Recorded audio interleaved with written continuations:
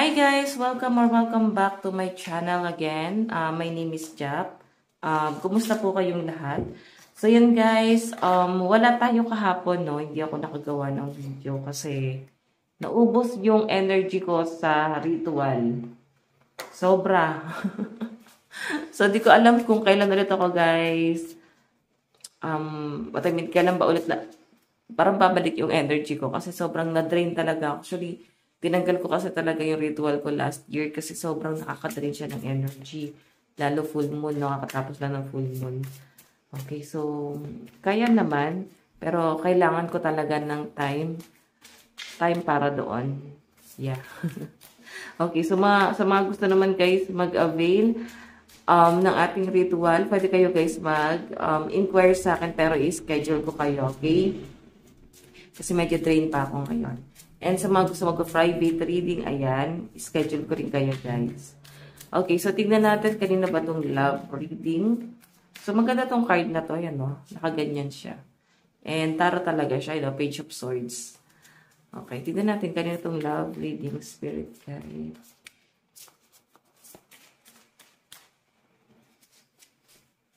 Meron tayong King of Wands.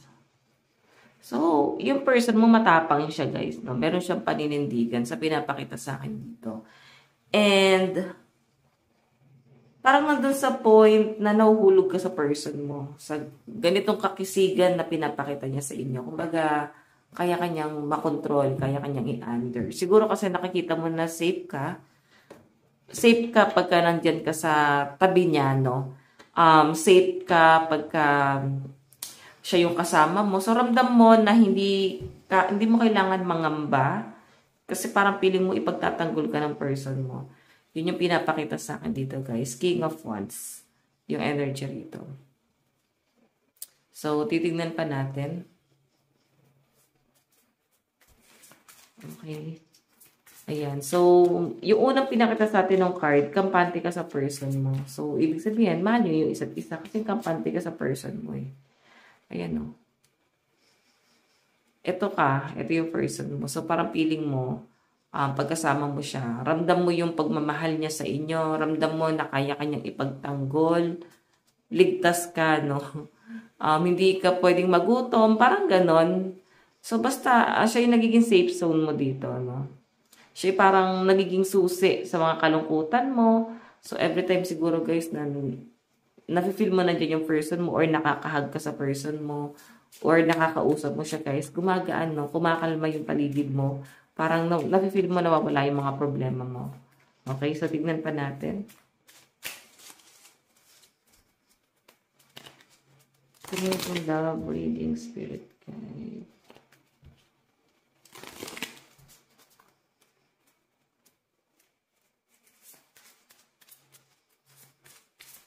Okay, kanina po itong love reading spirit guide. Meron tayong 5 of Pentacles. So, may nakikita ko guys, struggle para sa inyo. Parang itong relationship niya ngayon, sinusubo kayo. And isa guys, na nagiging problema nyo is pera. Okay, normal guys sa pagkasama na ng pinagtatalunan is pera. Yun yung laging, number one, no? Na laging pinagtatalunan ng mga mag-asawa, kahit na mag-jowa, magka-live-in. So, yeah. Pangalawa na lang yung selos. Okay, pero ito yung nakikita kong main issue nyo ngayon. Ayan. So, siguro naayos nyo rin naman. Sinasabi siguro sa'yo ng person mo na kumalma ka lang, hindi mo kailangan mag-worry. Ako na yung bahala. So, ayan, ikaw parang naging kampante ka ngayon. Na parang, sige ko na yung bahala. Dito lang ako. Kasi nandun ka sa point na hindi mo alam no? Hindi mo alam kung saan ka magsisimula sa sitwasyon na meron kayo ngayon ng person mo. So, parang nagtitiwala ka sa mga sinasabi niya. Pwede kasi pinangako niya rin sa inyo. So, kaya nagiging kampante ka. Okay? So, yan yung pinapakita dyan. Tignan pa natin, guys. Okay. So, ikaw siguro nag-iinit yung ulo mo ngayon kasi bayarin na naman. May mga bills na naman kayong kailangan yung bayaran. Or kailangan mo ng pera kasi magpapasukan na, school supplies. Okay?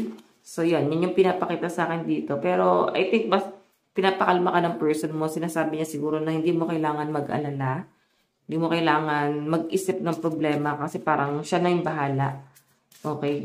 Parang alam mo yan, solusyonan niya to. Tignan pa natin. Meron tayong Four of Swords. Four of Swords. Nakakatuwa na para siyang picture frame. So, nakikita ko dito guys, mag-relax ka lang. I-relax mo yung isip mo, hindi mo kailangan magalit dun sa sitwasyon or kung anong sitwasyon meron kayo ng person mo. So, ayan, mag-relax ka lang dito. Gawin mong payapa yung isip mo and yung bottom of the deck natin guys is Two of Cups. Partnership to. Siguro kailangan supportahan nyo ng person mo yung isa't isa. Hindi nyo guys kailangan ituring magkalaban yung bawat isa. Kailangan dito guys, syempre, support nyo yung isa't isa. Okay? Sige, tignan pa natin. Kanina itong love reading spirit, guys.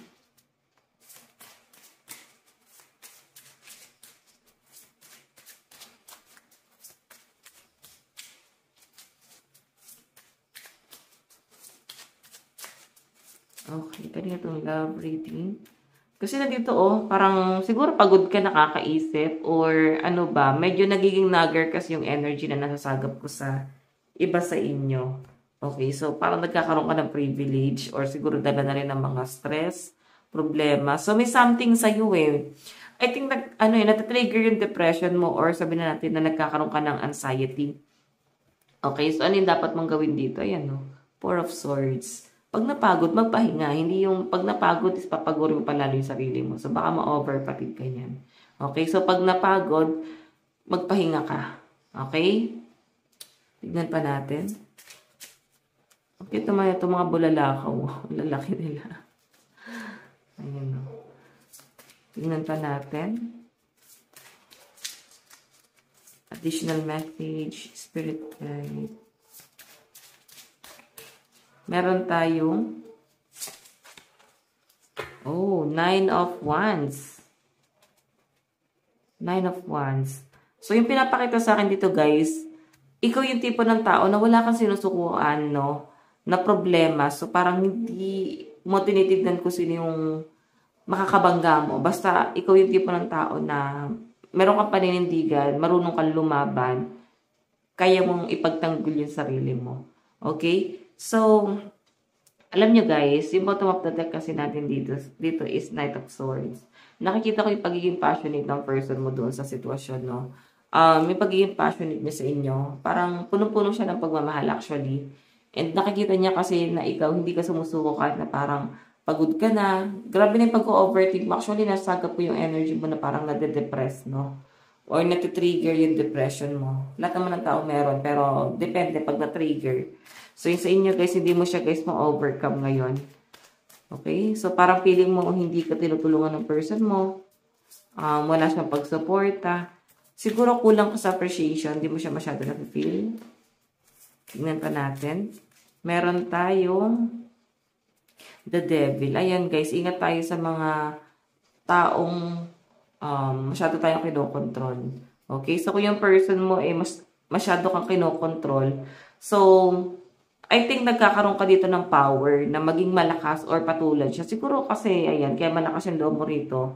And ganito ka na. Like, lagi kayo nag-aaway, no? Pero siya yung safe zone mo. Yun yung pinapakita sa akin dito. And siya yung mortal enemy mo. Kaya mo siyang labanan. Dati siguro hindi kasi sobrang taas na respeto mo sa taong to. And ngayon, kaya mo siyang harapin. Yun yung pinapakita sa akin dyan. Okay? Hindi ka natatakot. Parang ganun yung atake. Okay, tignan pa natin. Kanina po itong love reading. Meron tayong Page of Wands. Mahilig ka mag-painting? Mahilig ka ba sa pusa? Kasi puro pusa to, oh. Mahilig ka ba sa sunflower? Ayan yung iba sa inyo, baka ang favorite, mo is, di ba iba, parang favorite na araw nila is yung tag-ulan. Ikaw naman, guys, yung katamtaman lang. May tamang, siguro summer. Mahilig ka ba sa summer? Ayan, siguro nandiyan ka nakatira sa lugar na madagat or may dagat. Okay? So, ayan yung pinapakita sa akin, guys. Page of Wands. Nagsisimula ka ng bagong cycle kung bakit natitrigger yung depression mo kasi paalis ka na sa old cycle. Pagbukas na yung mga bagong cycle. Ayan. Tingnan pa natin. additional message. Kanina po itong love reading. Meron tayong 5 of Cups. Ayan, regret. Meron ako nakakitang nagkakaroon ng regret yung person mo. Nagkakaroon siya dito guys ng disappointment sa sarili niya. Parang, bakit kulang? Actually, yung, nakapangako siya sa inyo and ikaw pinanghawakan mo. Kaya medyo frustrated ka siguro dito kasi may problema na kayo sa pera. Parang, kasalanan mo to, ba't pa ako nagstay sa'yo? Kasi sinungaling ka. Parang ganon. Parang sasabihin mo siyang may pagkasinungaling kasi nagstay ka dun sa sitwasyon. Or sabihin na natin guys na, kasi nag-expect ka. Yun ang mahirap eh. Huwag tayo guys masyadong mag-expect ng, porque pinangakuan tayo kahit mahal na mahal ka pa ng tao yan guys. Kahit pangakuan ka yan. Huwag ka agad huwag ka agad mag-expect kasi disappointment yung nakikita ko yun, no? Yung energy mo. Disappointment ka ngayon. Kaya, ganito na lang yung inis mo sa person mo. Kasi, kasalanan niya eh. Okay? Marami pa sanang nangyaring maganda sa buhay mo. Pero mas pinili mo magstay dito. Parang feeling mo, nawala lahat ng opportunity sa inyo. Okay? Parang feeling mo siya yung naging blockages mo. Ayan. Pero, mahal ka yung person mo ha. Meron tayong 3 of Pentacles, collaboration to. Siguro guys, ayan, nandiyan yung mga angel. Ipanalangin mo. Huwag ka mawawala ng pag-asa. Mag-relax ka kung kinakailangan. Okay? So, ayan. Siguro ito na yung time. Kung di ka nagsisimba, baka ito na yung time para magsimba ka. Or baka kailangan mo ng ritual kasi masyado ng negative yung energy. Ayan, pwede ka guys mag-avail sa akin ng ritual. Pero schedule kita, okay? So, ayan, inquire ka lang. Tignan pa natin. Meron tayong The High Priestess. The High Priestess. Okay, so malakas yung energy mo daw. Alam niyo guys, yung The Empress. Ano to eh? Blessing. Tignan mo, puro pagkain yun nandyan. So, I think meron paparating na blessing sa inyo. Okay? Especially sa food. Baka may magbibigay sa inyo guys ng budget. Pambili nyo ng grocery. Okay? So, titignan pa natin guys yung nararamdaman sa inyo ng person mo.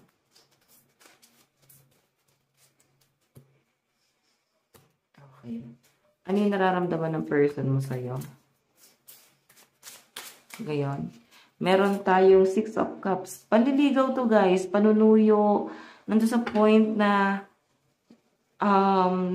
maski siya guys na-disappoint niya yung sarili niya na hindi niya maibigay yung mga pinangako niya sa inyo or parang hindi niya pa maibigay. Okay? Pero nakikita ko dito yung sobrang pagmamahal sa inyo ng person mo. Pero ikaw kasi mataas yung expectation mo. Like, aanin ko yung pagmamahal. Parang ganon. Basta, sobrang logical lang nakikita kong energy mo. Okay? Hindi ka lang nakapokus doon sa relationship. Okay? Mataas yung ambition mo pagdating dito sa connection na to. Ayan. So, 6 of Cups, water sign, Cancer, Pisces, Scorpio. Tignan natin ano naman yung tingin mo kay person. At tingin ni person sa'yo, sorry. Tingin ni person sa'yo.